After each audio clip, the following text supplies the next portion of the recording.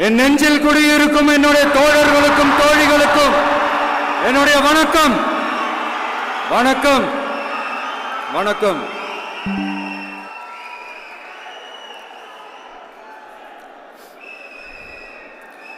கதறல் சத்தம்லாம் எப்படி இருக்கு?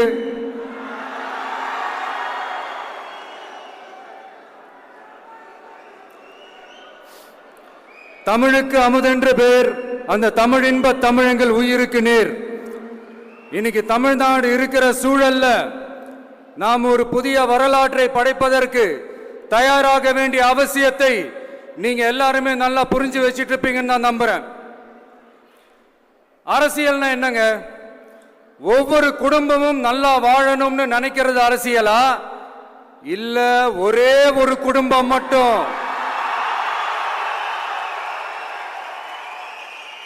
தமிழ்நாட்டை சுரண்டி நல்லா வாழணும்னு நினைக்கிறது அரசியலா? நீங்களே சொல்லுங்க, எது அரசியல்? எல்லாருக்கும் நல்லது நடக்கிறது தானே அரசியல். அதுதான் நம்ம அரசியலும். காட்சிக்கு திராவிடம், ஆட்சிக்கு திராவிட மாடல்னு தினம் தினம் மக்கள் பிரச்சனைகளை மடைமாற்றி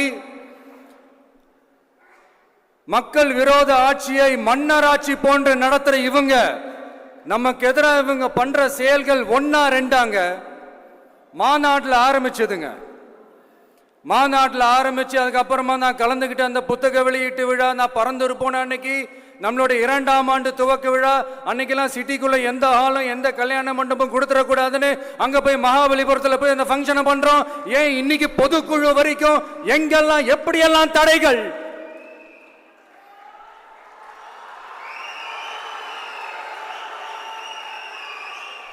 ஆனா அத்தனை தடைகளையும் தாண்டி நம்மளுடைய தோழர்கள் சந்திப்பு நிகழ்ச்சிகள், மக்கள் சந்திப்பு நிகழ்ச்சிகள் தொடர்ந்து நடந்துகிட்டு தான் இருக்கும். அது தொடர்ந்து நடக்கும்.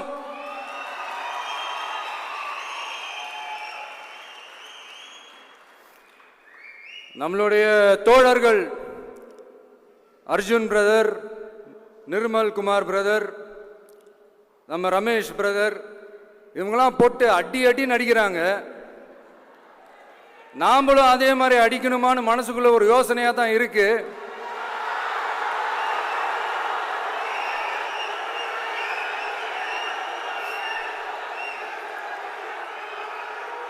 ரைட்.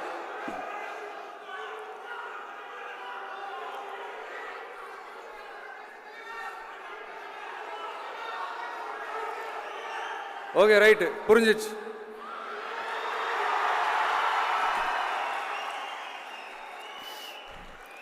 மாண்புமிகு மன்னராட்சி முதல்வர் அவர்களே,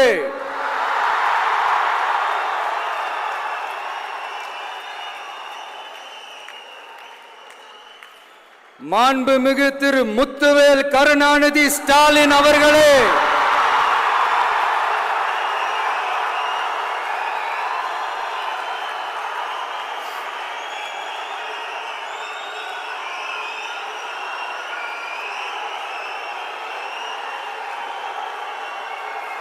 பேரை மட்டும் வீராப்பா சொன்ன பத்தாதவர்களே, செயல்லையும் ஆட்சியிலையும் அதை காட்டணும் அவர்களே.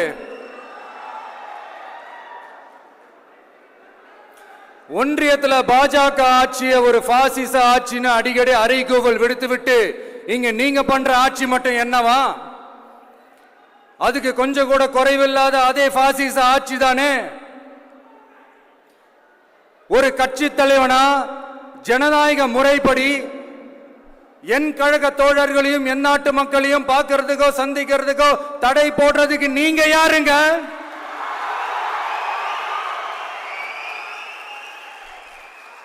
தடையை மீறிய மக்களை பார்க்கணும்னு முடிவு பண்ணிட்டா போயே தீருவேன். சட்டத்தை மதிக்கணும்ன்ற ஒரே காரணத்துக்காக தான் அமைதியா இருக்கிறேன். நேத்து வந்தவெல்லாம் முதலமைச்சர் ஆகணும்னு கனவு காண்றான்னு சொல்றீங்க. அது நடக்கவே நடக்காதுன்னு சொல்றீங்க. அப்படியே எந்த கட்சிக்கும் இல்லாத நெருக்கடியை தமிழக வெற்றி கழகத்துக்கு மட்டும் போட்டுக்கிட்டே இருக்கிறீங்க.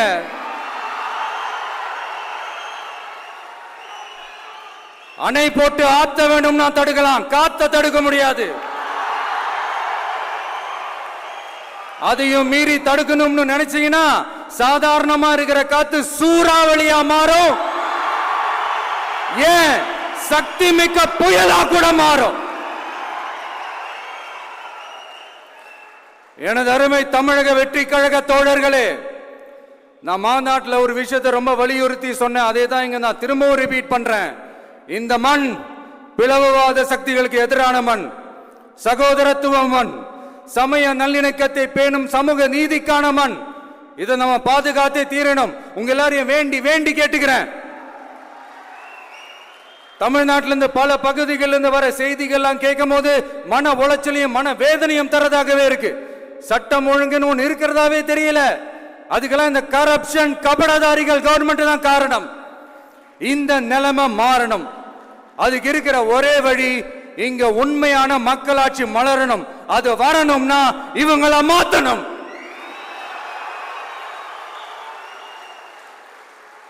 அதுக்கு என்ன வழி? அதுக்கு நாம என்ன செய்ய போறோம்?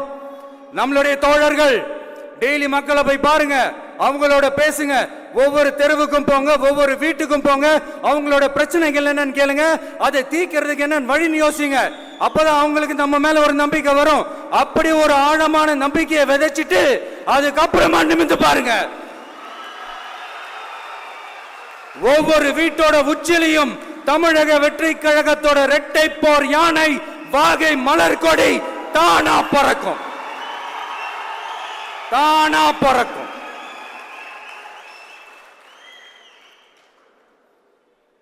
மாண்புமிகு மன்னராட்சி முதல்வர் அவர்களே, உங்க ஆட்சியை பத்தி கேள்வி கேட்டா மட்டும் ஏன் சார் உங்களுக்கு இவ்வளவு கோபம் வருது?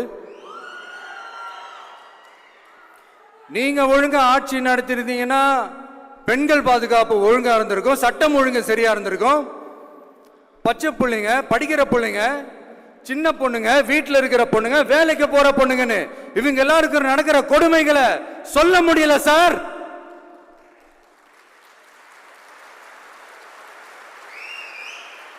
இதுல வேற உங்களை அப்பான்னு வேற கூப்பிடுறாங்கன்னு சொல்றீங்க.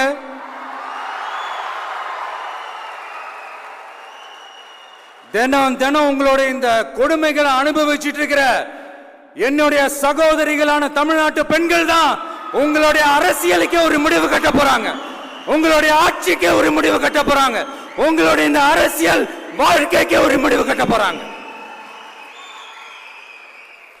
சரி, பெண்களோட லைஃப் தான் இப்படி போராட்டமா இருக்குன்னு பார்த்தா இங்க எத்தனை போராட்டங்கள்?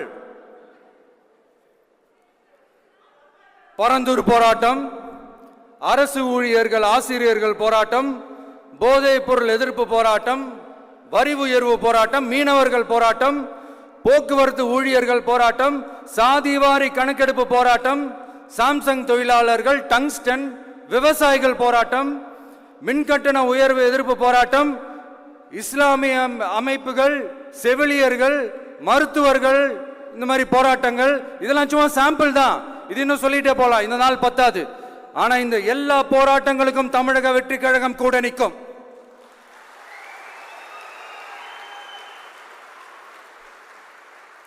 இங்க நீங்க தான் இப்படின்னா அங்க அவங்க யாரு?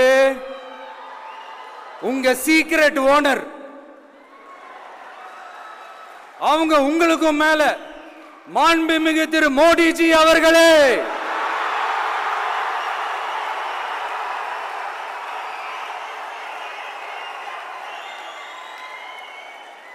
என்னமோ உங்க பேரெல்லாம் சொல்றதுக்கு எங்களுக்கு ஏதோ ஒரு பெரிய பயம் மாதிரியும் அப்படி ஒரு விஷயத்த சொல்லிடுறது. பேரை சொல்லணும், பேரை சொல்லணும், பேரை நான் ஒரு படத்துல சொல்லுவேனே, லியோவை பார்க்கணும், லியோவை பார்க்கணும், லியோவை பார்க்கணும்.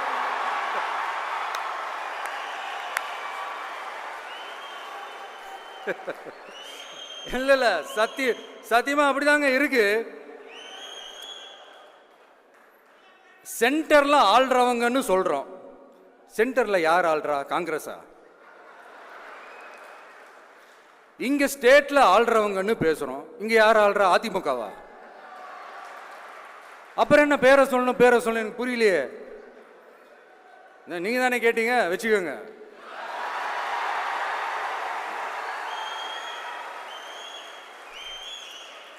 ஓட்டுக்காக காங்கிரஸ் கூட தேர்தல் கூட்டணி, கொள்ளையடிக்கிறதுக்காக உங்களோட அதாவது பாஜகவோட மறைமுக அரசியல் கூட்டணி,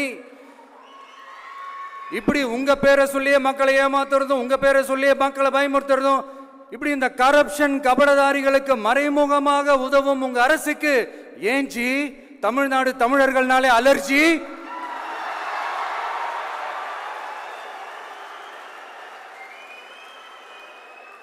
தமிழ்நாட்டிலிருந்து வர ஜிஎஸ்டியே கரெக்டா வாங்கிக்கிறீங்க, ஆனா தமிழ்நாட்டுக்கு பட்ஜெட்ல நிதி ஒதுக்க மாட்டேங்கிறீங்க. இங்க படிக்கிற நம்ம பிள்ளைங்களோட படிப்புக்கு நிதி ஒதுக்க மாட்டேங்கிறீங்க, ஆனா மும்மொழி கொள்கையை திணிக்கிறீங்க. டீலிமிட்டேஷன் என்ற பேர்ல தமிழ்நாட்டோட பார்லிமெண்ட் சீட்ஸ்லையும் கை வைக்க பாக்குறீங்க. ஒரே நாடு ஒரே தேர்தல் நீங்க ஸ்டார்ட் பண்ணப்பவே புரிஞ்சிருச்சு பிரதமர் சார் உங்க பிளான் என்னன்னு, எங்கெல்லாம் எப்படியெல்லாம் எந்த திசைகள் எல்லாம் இந்த நாட்டை கொண்டு போலாம்னு. சார் உங்ககிட்ட நாங்க சொல்லிக்கிறதெல்லாம் தமிழ்நாட்டை கொஞ்சம் கேர்ஃபுல்லா ஹேண்டில் பண்ணுங்க சார்.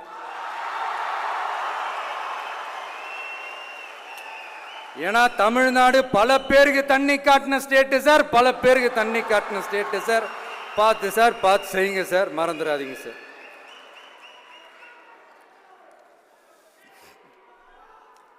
தமிழ்நாட்டு மக்களுக்கு இன்னைக்கு இந்த பொதுக்குழு வழியா ஒரு உத்தரவாதத்தை நாம கொடுக்க போறோம். நம்ம ஆட்சி, அதாவது உங்க ஆட்சி, உண்மையான மக்களாட்சி, தமிழக வெற்றி கழகம் தலைமையிலான அறுதி பெரும்பான்மை பெற்ற ஆட்சி, அதே சமயத்தில் அதிகார பகிர்வுடன் கூடிய ஆட்சி. அப்படி இந்த ஆட்சி அமைஞ்சதும் பெண்கள் பாதுகாப்பை 100% உறுதி செய்வோம்.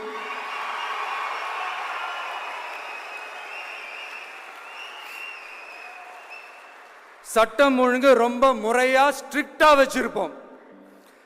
கல்வி, சுகாதாரம், மருத்துவம்னு அத்தனையிலையும் ரொம்பவே கவனம் செலுத்துவோம். அதுவும் எல்லாருக்கும் ஈஸியா ஈக்குவலா கிடைக்கிற மாதிரி செய்யறது தான் நம்ம டார்கெட்.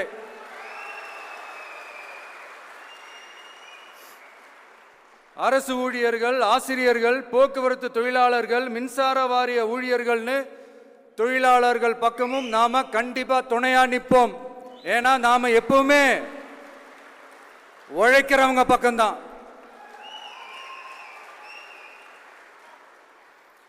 நம்ம தமிழ்நாடு விவசாய பூமி, இயற்கை வளங்கள் நிறைந்த மண்.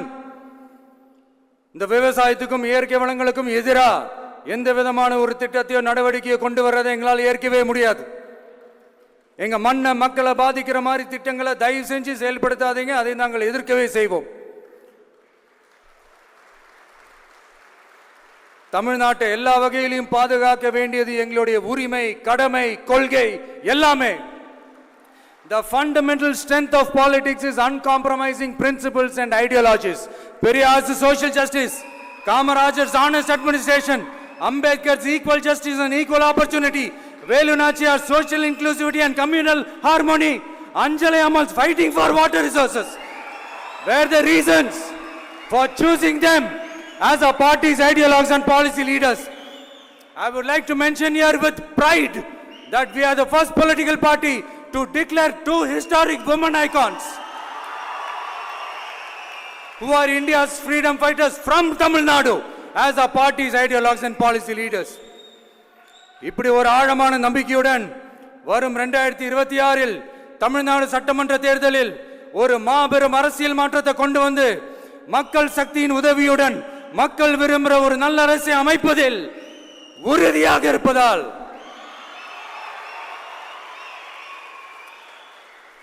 அதை தடுக்கிறதுக்குன்னு சில பேர் பகல் கனவு காண்பார்கள் இல்லையா?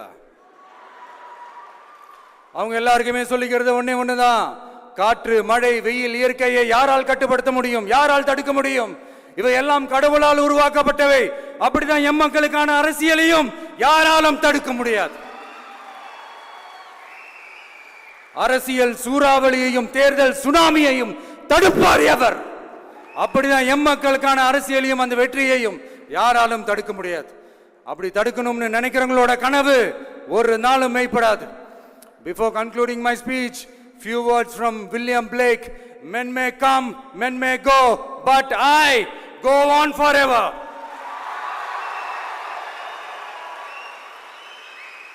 ஞாலம் கருதினும் கைகூடும் காலம் கருதி இடத்தார் செய்யின் ஏற்ற காலத்தையும் இடத்தையும் அறிந்து ஒரு செயலை செய்தால் பூவுலகம் முழுமையையும் வேண்டினாலும் அது கைவசப்படும் என்ற திருக்குறளுடன் என்னுடைய நன்றி உரையை நிறைவு செய்கிறேன். பார்த்துக்கிட்டே இருங்க. அடுத்த வருஷம் இது வரைக்கும் தமிழ்நாடு சந்திக்காத ஒரு வித்தியாசமான ஒரு தேர்தலை சந்திக்கும்.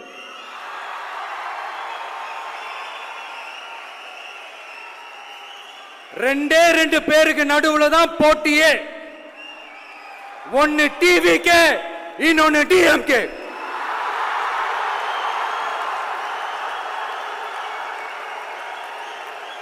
கான்பிடண்டா இருங்க, நல்லதே நடக்கும், வெற்றி நிச்சயம். மீண்டும் சந்திக்கும் வரை நன்றி, வணக்கம்.